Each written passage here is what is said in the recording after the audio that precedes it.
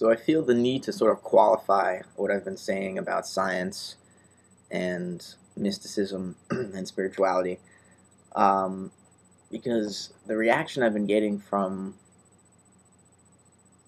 in Mendham makes me think that I'm hating on science too much. Because I don't disagree with most of the things that you say, Gary.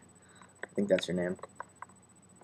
I actually agree with you that we need to think clearly and rationally. And, science, that pure science that we seem to be arguing about sometimes, whereas other times we're arguing about what scientists actually do and how science is used.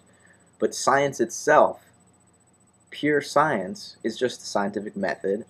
It's induction and deduction and clear rational thinking. And I'm not against that. No one can be against that. I use the rational thought process and the scientific method all the time. Everybody does.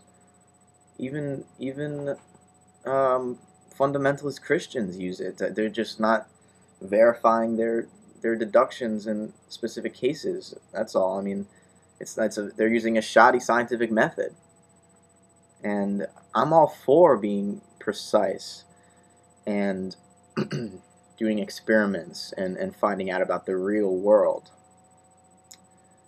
My real issue is that it seems that the mind and the heart, or the body, say, have been torn apart.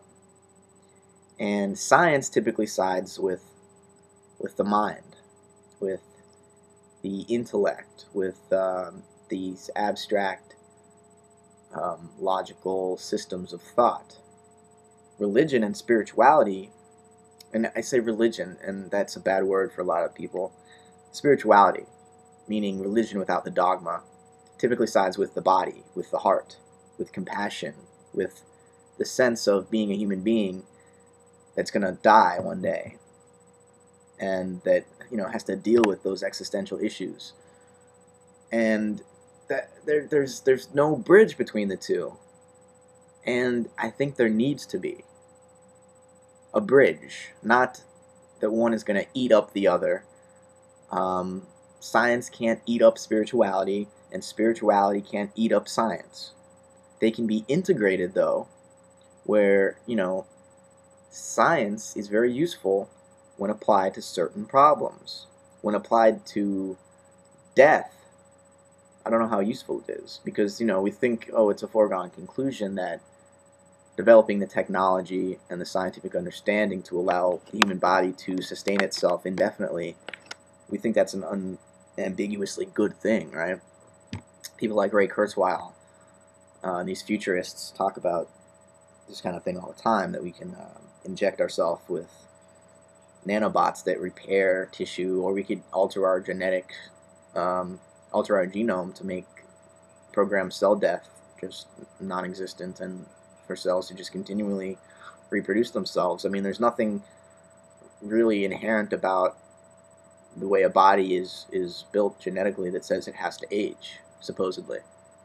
But the problem with all of this is that when we begin to live forever, what it means to be human starts to change, and the quality of our lives, what it means to have a good quality life, starts to change. And I've thought a lot about this, and I can honestly say I do not want to live forever. I want to die, and I want to start over. I want the reset button. I want the clean slate. I want my memories and my life, my ego right now.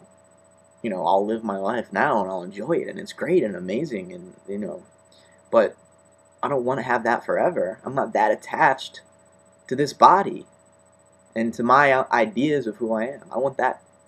I think that is temporary, and I interact with it as though it were temporary. And death is not unnatural for me, and I would never try to apply science and technology to try to escape it somehow, because as soon as you try to escape death, you end up just bringing more of death into life, and life either becomes a bore or more violent in some ways. I mean, I just don't think we can eliminate death without some kind of side effect in life.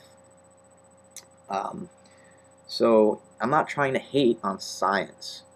I'm hating on this gap that exists between private life and public life, or between, someone's personal spiritual beliefs or personal spiritual expression, because belief and spirituality don't necessarily go together. Belief in religion, yeah. Belief in spirituality, not so much. Science and spirituality, there's a huge gap between the two, and I just want to bridge it so that you can be a scientist and a spiritual person at the same time without being a schizophrenic. Um, and I also think that the economy, technology, and science have this very destructive relationship right now that we need to work out. And it may be more of a political issue than a scientific issue. Probably. Um, the real problem I have, though, is that because it's scientists so often don't want to deal with ethics and value and stuff like that.